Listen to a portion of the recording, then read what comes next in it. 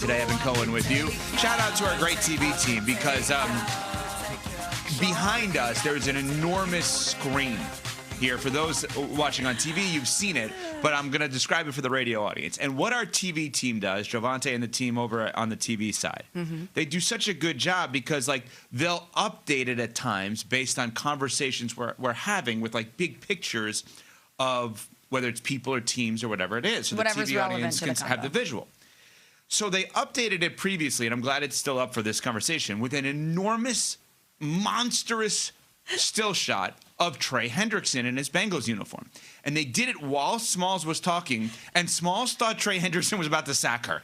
It actually looks like he's coming after Smalls right now. That Trey Hendrickson is so mad at the Bengals that he's just going to sack anyone, and Smalls is in his way. They changed it, and it's this huge man running right towards me with his arms out like he's going to take me down and potentially take my life. I was mid-sentence. I'm like, oh, my God. That was not the sneaky big news I was going to bring up here. The sneaky big news was out of nowhere. Drew Dalman, he's a player that was on the Chicago Bears last year. There was a big free agent signing coming over from Atlanta. Retired. He's their center at age 27 years old, okay? So, obviously, you hope he's okay. Anybody that retires from anything at 27, you just hope they're okay. So, I'm not going to comment. None of us are going to comment on what the reasoning is. He decides to retire. We hope the best for him. And we talk about what we do know about, which is that what was the reason, one of the reasons, Kevin Clark, that the Bears were so good last year? That they were able to protect Caleb Williams.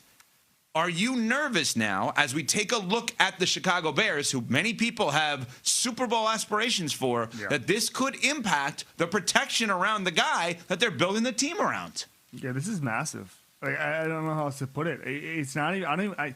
If you follow the NFL, we're calling it sneaky big news because it's a center, but this is huge news because I thought this time last year, me and Dominic Foxworth and a bunch of other people were starting to talk about the Bears as a team that was going to win a bunch of games and win the division, definitely make the playoffs. And the case there was very easy. It was Ben Johnson, but then it was Ben Johnson with an offensive line. And we saw what that looked like in Detroit when he had all the time in the world to run his trick plays, all the time in the world to get the quarterback comfortable back there. And that was because they had Drew Dalman, they brought in Joe Tooney, they retooled every spot on the offensive line, essentially, and all of a sudden Caleb Williams was like a better quarterback, a different quarterback. You're now saying, I saw a report yesterday that the Bears were sniffing around Tyler Linderbaum, and that's really expensive, and it changes your outlook. That's the center for the Ravens who protected Lamar, who they would have to now spend a ton of money to bring in because everyone's trying to get the most obvious statement in the world, everyone's trying to get people to protect their quarterbacks. Go ahead, Kevin. And I'm trying to think, if you're doing, scouts talk about Jenga pieces a lot, where what guy can you not take out? Caleb Williams is obviously number one. I'd say one of those guys on the offensive line would be number two. I think that Drew Dalman leaving is the biggest news the Bears could possibly have, and it's not a good thing. And it's the type of thing, Ev, where when I'm doing my picks in August on who's going to win the division, I'm thinking a lot about Drew Dalman because this changes a lot. Wow.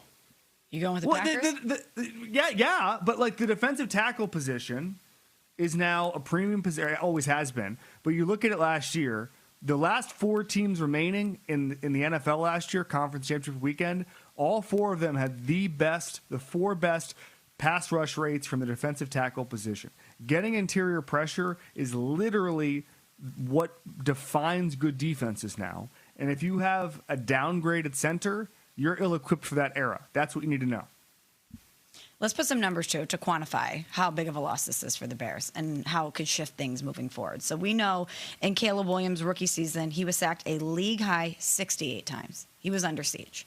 That dropped to 24 sacks last season. We saw a much improved version of Caleb Williams. Kevin just outlined the investment that they made on the interior of the offensive line, the moves that they went out to make sure that this doesn't happen to Caleb Williams in year two, and you saw it pay dividends. Here's the numbers that you should know. The offensive line ranked number one in pass block win rate at 74%. They were fifth in run block win rate, 74%. Dalman himself had the 8th highest pass block win rate among all interior offensive linemen. This is a massive loss for them. It's a massive loss for Caleb Williams. And And you're very happy about it. Well, for a Bears team that had all the momentum in the world to end the season. You like it as a Packers fan. They're the team that their season ended early and it felt like they won the Super Bowl. I don't know any other team in the NFL, even the Patriots, who were in the Super Bowl and lost, that has more upside or more positivity heading into next season based on the results of last year than the Chicago Bears. And this is a massive blow to them for a quarterback who took a huge step in year 2, in large part because of this protection. Yeah, I really want to dive into Caleb now because I think this is the entrance point. Kevin, you study this stuff inside and out. How many quarterbacks could play with, let's call it C or below on average offensive line and still be great in the league? Like Mahomes when he's healthy. Like, give me the list of guys you're like, all right, the offensive line stinks, but he'll figure it out. How many guys are on that list for you? Well, none of them can win the Super Bowl with the C-plus offensive line. But if you're saying, can they still get you to the playoffs, win the division, it's Mahomes, Josh Allen, Joe Burrow, and Lamar Jackson. That would be the total list. Okay, I don't think any of the young guys are there yet. So this is to me an interesting way of grading Caleb in year 3. What does the grade of his line and his protection need to be in order for you to feel like Caleb can be a Pro Bowl caliber, all pro caliber quarterback? B+. I'd say B+. And I also part of it is that he's grown more comfortable. The fatal flaw in Caleb Williams' game is he holds on to the ball too long. So putting him Which behind contributes to the sacks. I'm glad you said that because too many times we attribute sacks to just offensive linemen and not the quarterback's decision making as well. Continue. But what happened last year is he got more comfortable back there and started to use that flaw as a superpower, and he started to be able to use the defense's aggressiveness against them. We saw how many times he was able to roll to his left or his right and still complete a pass. 8-9 seconds into a pass. So I think that, to me, is important, but you still need an offensive line for the quick game stuff, for the in-rhythm stuff. There needs to be Superman and Clark Kent, and you can't get Clark Kent without a good offensive line. So this is massive. I'd go as far to say, guys, this Drew Dalman retirement, I know it's not a sexy name. This is the biggest thing that's happened so far this offseason. Wow. Kyler Murray told us he's getting cut. Okay. He was the number 1 overall pick in the draft. That's okay, but I don't think that has not materialized into anything bigger than the Bears losing one of their best players. John Harbaugh was hired as Giants coach. Well, a coach is a little different, but still, that doesn't matter for this year. I'm in. I stand by my take. I'm right. It's a very consequential loss for them. Thank you, Smalls. You're welcome. The most impactful thing that has happened this offseason. I think so. For 2026, probably. We will have to revisit that coming up. We also